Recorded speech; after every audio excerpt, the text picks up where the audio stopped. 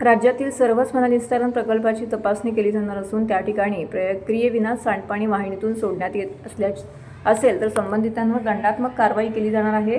तसेच मलनिस्सारण वाहनांची जोडणीही तोडण्यात येईल असं महाराष्ट्र प्रदूषण नियंत्रण मंडळाचे अध्यक्ष सिद्धेश कदम यांनी पत्रकारांशी बोलताना सांगितलं आहे।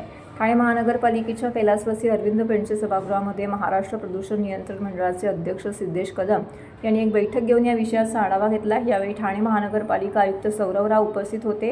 या बैठकीनंतर कदम यांनी पत्रकारांशी संवाद साधला।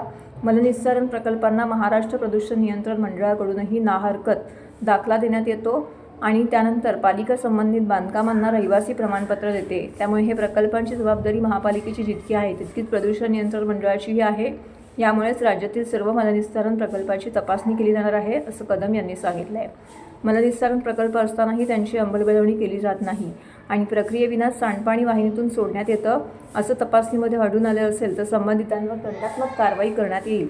असं मलनिस्सारण वाहिन्यांची जोडणी देखील तोडण्यात येईल असं कदम यांनी स्पष्ट केलं आहे। ओला, सुका आणि ई कचरा अशा 3 टप्प्यात खरं तर कचऱ्याचं वर्गीकरण होणं गरजेचं असून येत्या काळात नागरिकांच्या मदतीने आम्ही अशा प्रकारे कचऱ्याचे वर्गीकरण करण्याचा प्रयत्न करणार आहोत।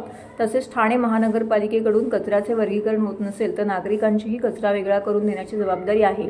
आपल्या घरापासून प्रदूषण कसे कमी होईल यासाठी प्रयत्न केले पाहिजेत असंही त्यांनी सांगितलं आहे। एकल वापराचे प्लास्टिक निर्मितीची ठिकाणं शोधून त्यावर कारवाई करण्यावरती आमचा भर आहे, पण नागरिकांनीही असे प्लास्टिक वापरणं टाळलं तर कायमस्वरूपी बंद होईल असंही ते म्हणाले। मला आणि आमच्या संपूर्ण टीमला, एमपीसीबीच्या टीमला आज या ठिकाणी दिलेली आहे। जसं राव सरांनी आपल्याला डिटेलमध्ये त्याचं व्यवस्थापन कसं होतंय त्याची माहिती दिली। त्याचबरोबर जसं आपण बघतो की आज जसं नागरीकरण होतंय, ज्या पद्धतीने इन्फ्रास्ट्रक्चरचं काम चालू आहे, रिअल इस्टेटचं काम चालू आहे, प्रत्येक घटकाचं काम चालू आहे, त्या अनुषंगाने एअर क्वालिटी संदर्भात आपण काय उपाययोजना केली पाहिजे त्याची सविस्तर माहिती दिली।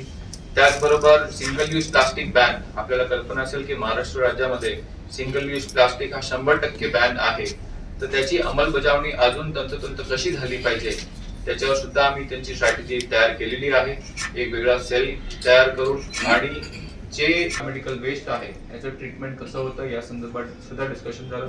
तर एकंदरीत एक चांगलं पहिली बैठक आहे ठाणे महानगरपालिकेसोबत। एकंदरीत चांगलं डिस्कशन या ठिकाणी झालंय, नॉलेजचं देवाणघेवाण झालेलं आहे आणि जसं राव सर म्हणाला की ह्या पुढेही हे नॉलेजचं देवाणघेवाण होणं फार गरजेचं आहे।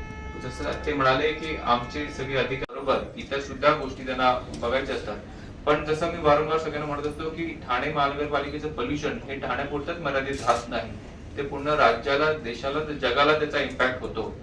थोडाफार होत का नसेल तर होतो तो इम्पॅक्ट, म्हणून प्रत्येकाने त्यांच्या घराची ही पोल्युशन कशी करतील, देवाणघेवाण करतील आणि त्याच्यातून नक्कीच पुढच्या पिढीला एक चांगलं ठाणं शहर, चांगलं आहेच पण अजून सुजलाम चांगलं हरित शहर हे ठाणेकरांना दिसलं पाहिजे, त्या अनुषंगाने ही वाटचाल आहे।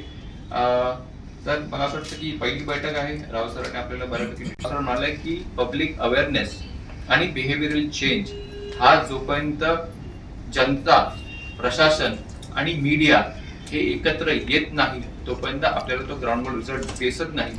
म्हणून प्रामुख्याने जो सिंगल यूज प्लास्टिक बॅन जो आहे या संदर्भात मीडियाने सुद्धा आम्हाला सपोर्ट केला पाहिजे।